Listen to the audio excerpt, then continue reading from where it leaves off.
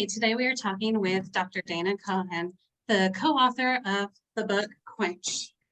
Okay, so this is a book about hydrating properly. And no, it's not just about drinking your 8 glasses of water a day. There's a lot more to it. Thank you, Dr. Cohen, for taking some time today out of your busy schedule. We really appreciate you talking to us. Thank you for having me. So tell us a little bit about what sparked your interest into your deep dive into hydration and why should it be so important to us? So I've been practicing integrative medicine. At the time it was called complementary medicine, holistic medicine, functional medicine, whatever the term du jour is, for about 25 years now. And, so the truth is all of it is interesting and important from a nutritional standpoint, which is basically lifestyle medicine, what I practice.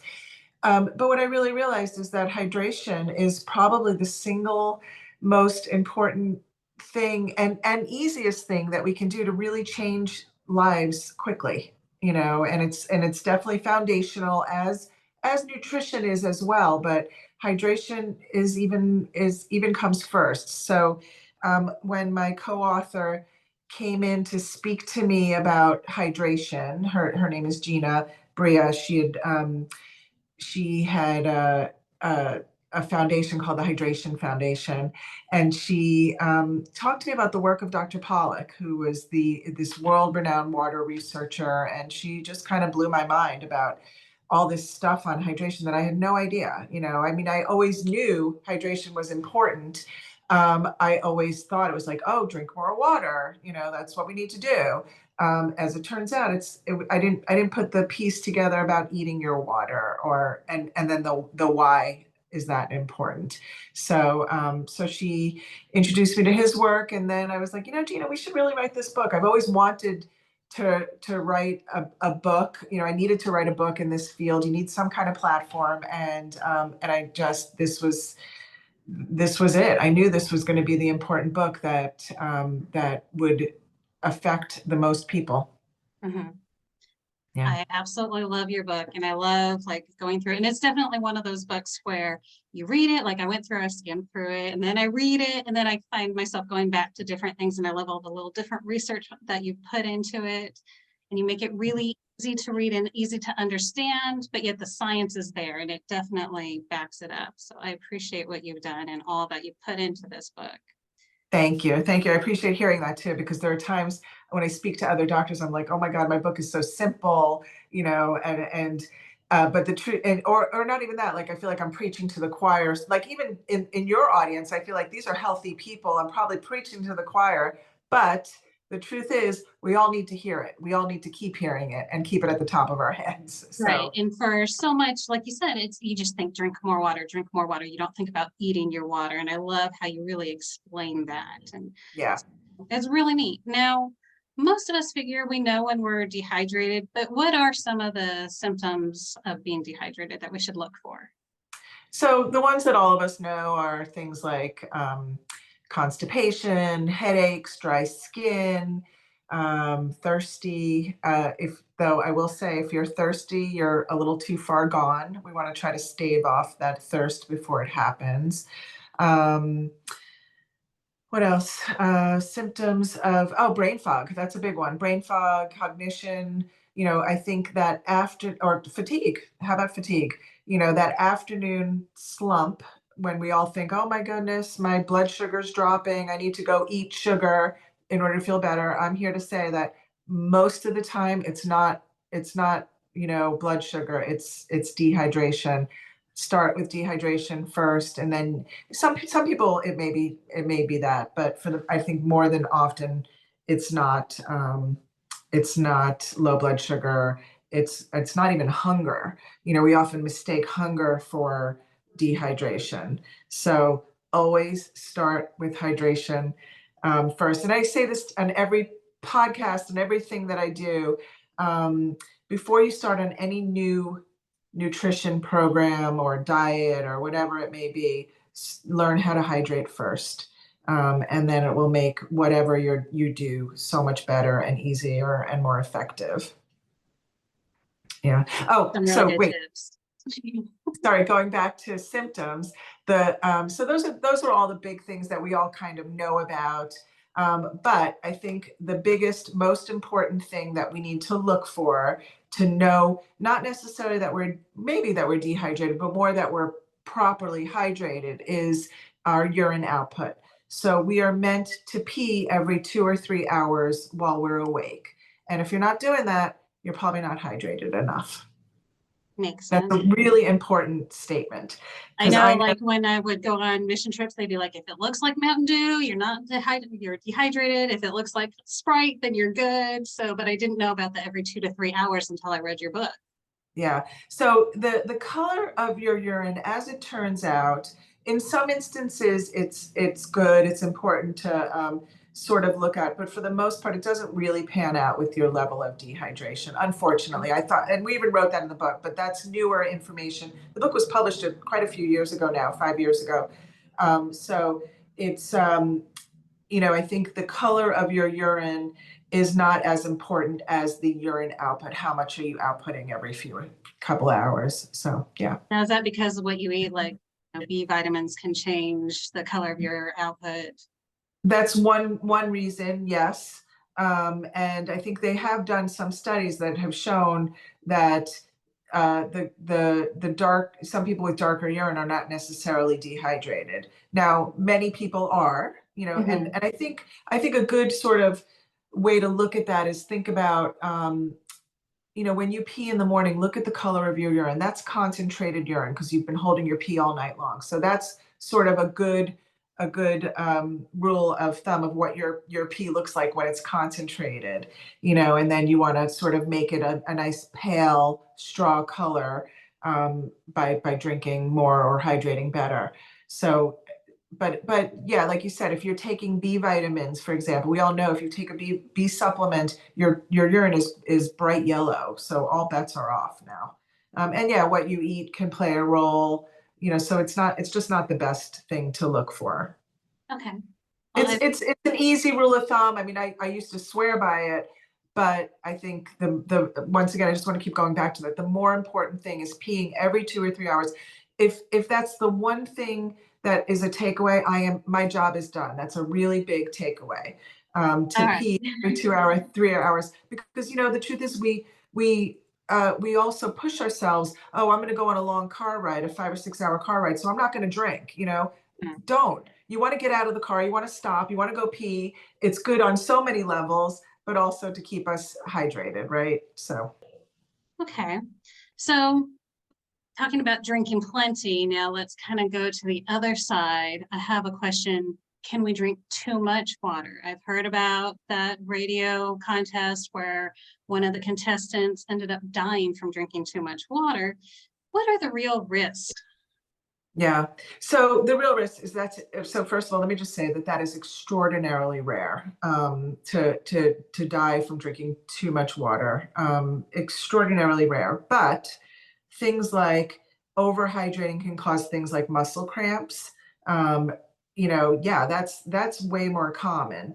And in fact, okay, so yes, you can drink too much water. And I think it's the gallon water challenge that's going around where people are drinking a gallon water a day. So what's happening is you're drinking plain, what we call bulk water. There's nothing in this water, and you're drinking so much that you're actually flushing out your electrolytes, your body's own electrolytes. So if that's happening, yeah, you can have electrolyte disturbances causing leg cramps, and worse, can cause arrhythmias. I've never seen it, but what I have seen and what I see very frequently is at least once or twice a week, I see a patient who has a abnormally low sodium or chloride in their blood. And when I ask them, like, you're drinking a lot of water, like, oh my God, I drink a ton of water. I drink water all day long. So yeah, it happens because people think that that's good for you. And it may or may not be.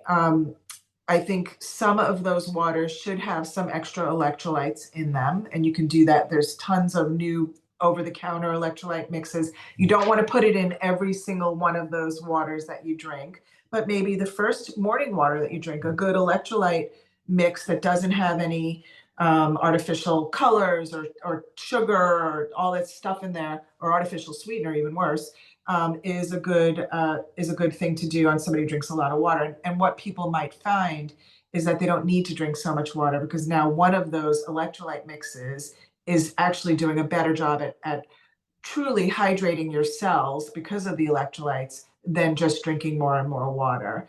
I will say, going back to the color of your urine also, um, people say, oh, I was supposed to drink until my urine is crystal clear.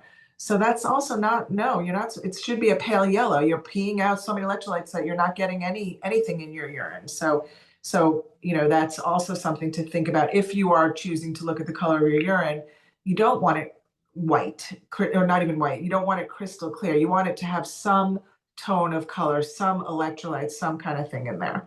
So it's, there's nuances to this. I think the one thing in the book that I really try to teach people is to live in our bodies, not being cut off from our necks down, know what it feels like to be truly hydrated, because there is no perfect test for it. And then stick to that day in and day out. Okay, so now I'm eating well enough, I'm drinking enough water where I'm peeing every few hours throughout the day. My brain fog is good, I'm not fatigued, my energy is good, I'm pooping normally, all that stuff. And then then you're feeling hydrated, and you want to just sort of follow that from a real sort of physical standpoint, living in our bodies, because there's no one rule of thumb of what you yourself needs as what your hydrating needs are. Everybody's individual. So, you talk about how there's more to hydration than just drinking water. And in the book, you mentioned like a glass of water and an apple is more hydrating than 2 glasses of water. Yeah. So, and then you talk about the science that's talking about new forms of water like gel water or structured water, whatever the different names for it. Can you explain to us how that affects our hydration? Yeah. So the work of Dr. Pollack, he's a world-renowned water researcher based out of Seattle, University of Washington, Seattle. He talks about this 4th phase of water, which is the whole impetus of me writing the book, because it was mind-blowing to me that water exists in another form. Now, it's controversial. I will say that his work is controversial. Not everybody agrees that what he thinks this 4th phase of water truly is. Most water researchers do agree that there are other phases of water that we don't quite know. And it turns out that the simplest molecule in the world, H2O, is way more complicated than I ever thought imaginable. So it's actually, let's just start there. But the idea is that it is believed that it is in this other phase of water. So structured water is basically what he's talking about. It's how these H2O molecules, how they layer upon each other and structure. And it's in that layering that they start to share electrons. And it's in that sharing of electrons that water now becomes a source of energy.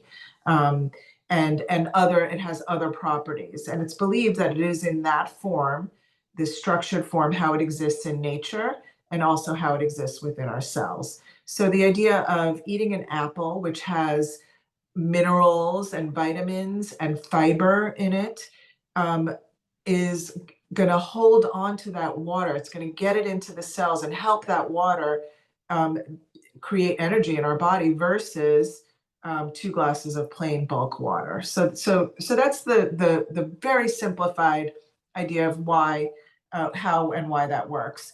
But so there are certain things that help structure water, help make water more available to our cells, able to get in and out of the cells. So minerals is one, electrolytes, right? Electrolytes, that's exactly what they are. They add electrons, add or take electrons, depending on what their charge is. You explain it really well in the book, and Yeah. that was really nice to kind of just get a feel of it. So Yeah. I know that was a lot to ask for you to explain in a short time. Yeah. So it's the idea of using hydrating foods, because of the fiber, because of the electrolytes, the way that it actually helps absorb water and hold on to it better, than just plain bulk water. And people know this. I've had my yogis, and maybe even your athletes, your skaters, they're like, I drink water all day long and I can't quench my thirst. I can't get hydrated. And it's because you're not holding on to it. You're peeing it right out. So a better way of doing it is either adding some electrolytes, eating more of your water, using more hydrating foods. It holds on to it better. And you do that little tip and people like really notice a difference in one day, you know, Yeah. in one day, you know. Yeah. Yeah, it definitely has made a difference since trying to eat my water and how you've explained it. So Yeah, good, now, good. as a figure skater, anytime you're an athlete, balance and flexibility is really important to us. You say that hydration affects that. How does that work for us? Okay, so we were the first to start talking about this. I'm very proud of this in the book. So we discussed the whole fascia system.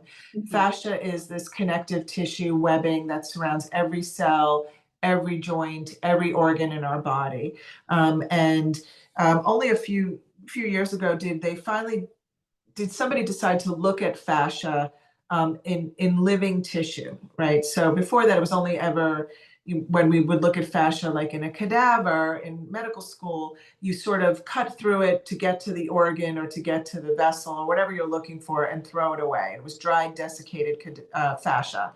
So this doctor put a camera under the living skin of the skin of a living person.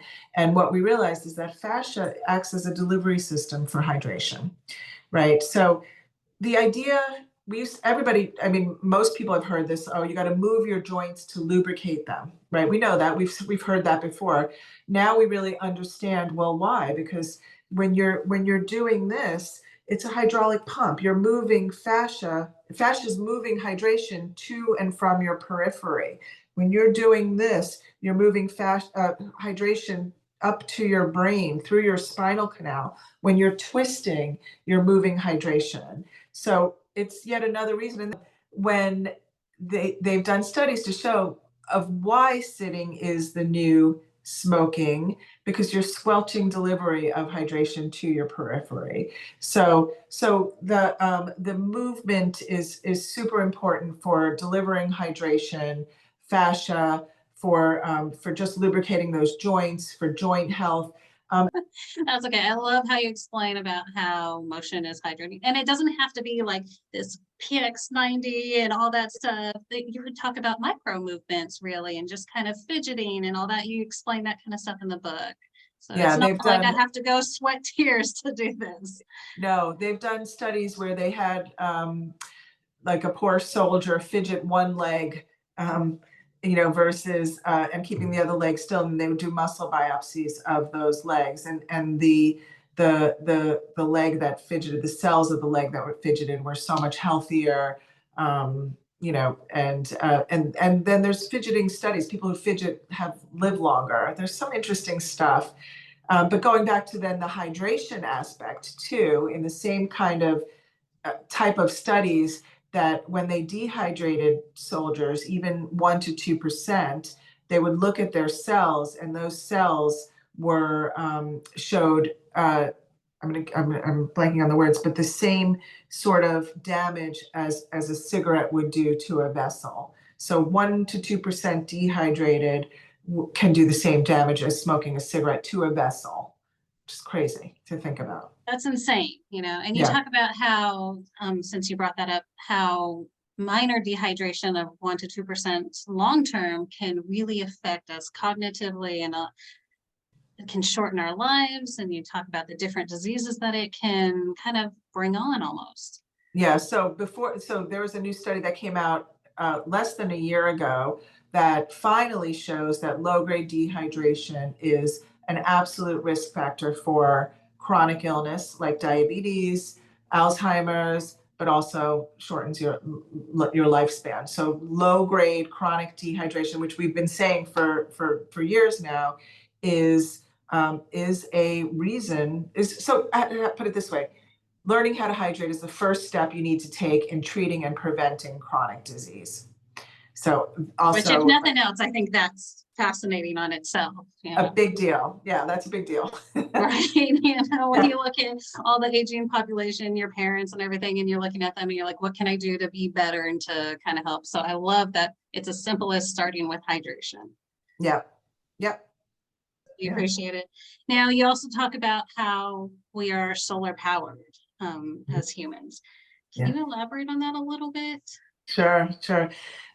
So it's interesting because this is now based on Dr. Pollack's research, the water researcher, and what he found is that light and many different forms of light help structure water with, it helps structure water better, if that Mhm. makes sense. And UV light, sunlight, does it best.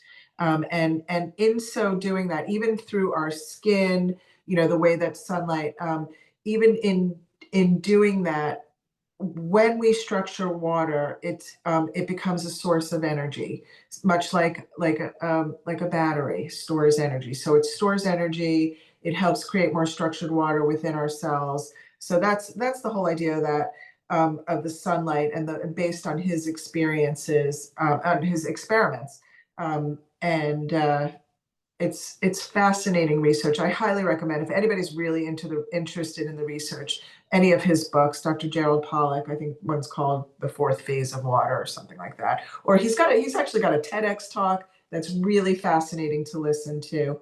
Highly recommend it. Awesome. Okay, so now as an athlete, doesn't matter what sport you're in, at times you're going to get injured, things happen, but you're saying that being properly hydrated can kind of help save the day against cramps, against concussions, and all kinds of different injuries. So Yeah. how does that help us? Well, so so first of all, think about concussions. Number one, let alone sort of the cushioning of the brain being better hydrated, right? Rather than not being hydrated, right? So being well hydrated from a cushioning effect is super important. Um, and, we send our kids out there in this heat and not really talk about, um, being hydrated beforehand. It's never talked about, even I think to this day on the CDC website when talking about concussions and prevention. It's not there. It's not on their website. But I think the more interesting thing about that, and this is something that goes out to any doctors out there, is that when we go to diagnose a concussion in the emergency room, the diagnosis is a clinical diagnosis. So you get the story, they hit their head. It's a diagnosing concussion is a clinical diagnosis. So are they having cognitive defects? Are there certain things? But I don't think anybody is thinking, oh my goodness, they just played a sport. We should hydrate them first, and then have that give them that test for their mental cognition, because just a 2% decrease in hydration gives you cognitive defects, right? So you're losing. So that's the more interesting part of that story. But there's more to it too, because there's some interesting theories about toxicities causing traumatic brain injuries, and what's the best way to detoxify. We have to be hydrated in order to detoxify. There's no way around that. So the way that our bodies detoxify is by, or get rid of toxins, is by peeing, pooping, and sweating and breathing. All of those require hydration. So always the first step in prevention, concussions, and treating. Thank you. Hydration. Yeah. Okay, now you say that the best way to start hydrating, or one of the best ways, is starting our day with a smoothie. So what makes smoothies so hydrating? Being Yeah, tasty. they are tasty. So Right. yeah, I think that's that apple and bottle of water. So you're getting a ton of greens. And when I say smoothie, I'm not talking about like an ice cream shake, Right. I'm talking about blended greens with water, and then whatever else you want to put in there. You could put some chia seeds in there, you could put some lemon.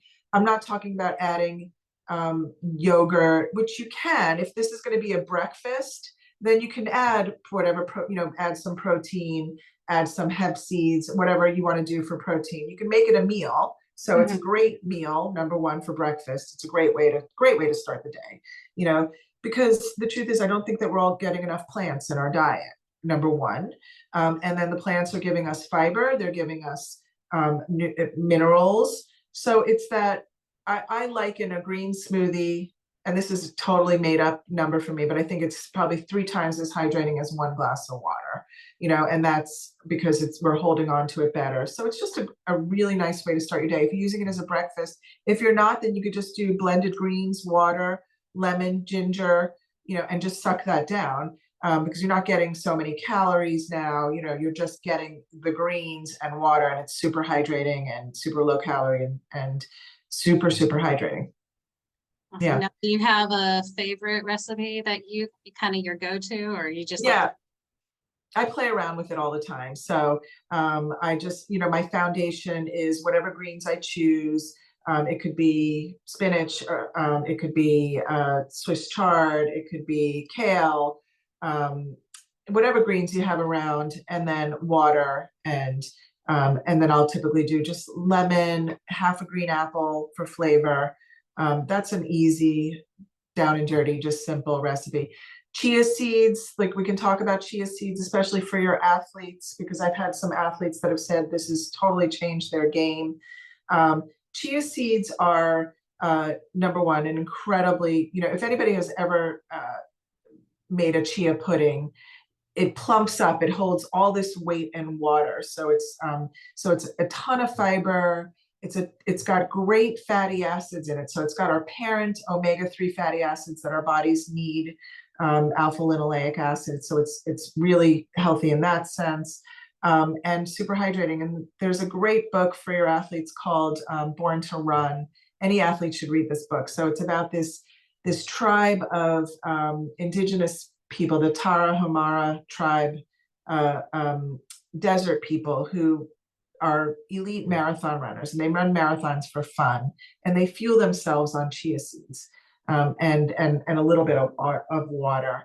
So it's fascinating. And one caveat to that, there are some people who may be a little sensitive to chia seeds, like from a gut standpoint. You may have to work up to dosing. You may have to soak them overnight to get rid of the lectins. That would be something that I would just maybe think a little bit about if you have stomach issues, gas, bloating, that kind of thing. But also flax seeds are great in much the same idea. Chia seeds maybe have a little more fiber than flax. So, and we all need more fiber in our diets. We don't get enough, right. No, yeah. So, and I know you talk about how you can grind them so that way they're not, that it's more of a powder, so it kind of absorbs. Does that change the absorbency of how we get it? I think if you grind your chia seeds, you're basically just creating more surface area. So you're getting, I think you're holding on to even more water, right? So you're grinding them, and so you're getting more surface area. They become very gelatinous. So you have to drink it down quickly, or else if you let it sit there for too long, you're going to get one big gelatinous glump, which is good, but All right, not you easy can to pull drink. out the spoon and start eating it instead. Yeah. So we talked about the salts and the fat, how they affect and help the hydration. I know most of us have this aversion. Anything that says salt or anything that says fat means run away, far, far away. But it can be good for us to have certain types, correct? Yeah. So there's a whole like fatty acids are so important, and there's a lot of misinformation. We actually wrote a whole chapter on fats in the book, and what are the best oils to cook with, and there's a lot to be said about fats. And yeah, we shouldn't fear fats in this, like we were taught so many things in the 70s and fat-free everything, and that's kind of BS. So I think fats need a new people need to really define. I think the one thing about fats that I can say that we do need to avoid are trans fats. Those are the unhealthy fats, hydrogenated fats. Those are the things that you need to look for in labels. And and, you know, obviously if you have cholesterol problems, it's not necessarily a low fat diet anymore. That's really, but you have to speak to somebody who's knowledgeable and maybe get some dietary advice if there's a cholesterol problem. You know, so I think fats have been, and salt have been demonized, and not in a good, and not rightfully so. Salt also, on the other hand, we need to just sort of differentiate between natural real salt, sodium chloride, versus table salt, which is sodium, you know, and that's the thing that we are getting, you know, when you look at your French fries from the fast food chains, it's sodium that's, you know, that's there, and that stuff is not good for you. And so much sodium in canned or packaged foods so that they're preserved. Those are the things that are bad for you with sodium. Real salt or natural salt is the full spectrum of minerals. So where do we get real salt from? They come from salt mines. There's a brand called Real Salt that I love. And just do a taste test between, you know, your table salt and this real salt. Taste it. You taste the difference. It's so much better. It's so much more delicious. So much saltier, and it's good for you. It's got all of those other minerals. It's got a ton of different minerals in it versus just sodium. The other thing is sea salt. You know, that's another one. Sea salt or pink salt, Himalayan pink salt, is a type of a rock salt. Those are all good salts. Now, the one thing I would, you know, with all this stuff, always, you know, talk to your doctor if you have high blood pressure, that kind of thing. There are certain people that may be salt sensitive with high blood pressure. Most people aren't, by the way, but there are some that may. So you have to speak to your doctor and just sort of see. But I think we've demonized salt in a way that, and in fact, they've shown, there's some recent studies that have shown that too little salt causes high blood pressure. So it's interesting. Yeah. The bottom line is what I really want to say with, if we're going to talk about fats and salt and that kind of thing, and we just talked about the packaged foods, is that we need to get those packaged foods out of our lives. Canned foods, packaged foods, processed foods. You know, start eating more real foods, plants and vegetables, and things that don't come in a package. You know, like meat is okay, it does come in a package, but meaning like anything that's processed, you know, like when I think of salt, I think of, you know, canned soups and those kind of things are just garbage. You have some amazing recipes in the back of your book, and you explain about your 5-day quench plan, which kind of is a jump start to getting properly hydrated. And it includes micro movements and hydration plan. And why 5 days? Because the truth is, it can be one day. It could be one day. You do this for one day, you will notice a difference. That's how quickly hydration. This is not like a 3-month program where you're gonna, you know, do it and then notice a difference 3 months later. You start to hydrate differently and better. You'll notice it in one day. 5 days, I figured it'd just be easy to do it. You know, maybe they'll learn, like in my mind, it's during the work week, you know, so it's doable. And I was hoping that also, so I'm going to give you a few days of some meal planning too, because there's nutrition. I can't not talk about nutrition, you know, and so maybe people will learn to cook a little bit more for themselves and have some meal ideas rather than eating out or taking out or buying prepared junk foods, those kind of things. But that's really the 5 days is just, you'll notice a difference in a day or two. It's just a simple, I wanted it to be simple. I wanted it to be easy, doable. Yeah. Well, I love how simple and doable it really is. I mean, it's not overwhelming and you have options, but yet you make it very, very clear. Here's step 1, step 2, you know, here's your morning drink, here's the afternoon delight drink, and, you know, the different soups and stuff that you have in the back and the different smoothie recipes. It makes it so I don't feel like, oh, well, I'm on a diet now or something. No. So Diet's a bad word. it is. We don't talk about those words. Diet is a bad word. It's just, it's so over. Deprivation is so over. People listening, like if you're like, I can't even look at a program. Like I don't even want to look at that 5-day program. The one thing, like start by adding a green smoothie a day, like a green blend a day. And that alone is enough to change somebody's life. And I've seen it. I see it all the Mhm. time, you know? So I don't know, I don't know how healthy, when I hear it's figure skating, I'm assuming they're pretty athletic, they're pretty, but even so, it'd be interesting to see just doing that, like, I think can make a huge difference in somebody's life. Oh, definitely. Yeah. Well, and right now we have people who are just starting, people who skated as children and now coming back to the sport. We have people who, have never, like, they basically just stepped on the ice. And so they're trying to get a new, healthier lifestyle. And I like how you explain it's about a lifestyle, it's about the whole body. It's not just about having your glass of water. It's Right. whole thing, but it's a simple thing we can do. So Yeah. I really appreciate your time. Is there anything else? Like, do you have new cookbook coming out or a new book that you're working on or anything that we should be looking forward to? Yes, thank you for asking. I'm working on a new book, and it's more about so now it's the second step. It's about how to get more whole foods in your diet using a blender. So it's this next book is really more food oriented versus hydration oriented. Although there'll be a new chapter on what's new in hydration since the other book, and some of the things we've already talked about in this. But yeah, that's going to be a while. It'll probably be a year or so before that even comes out.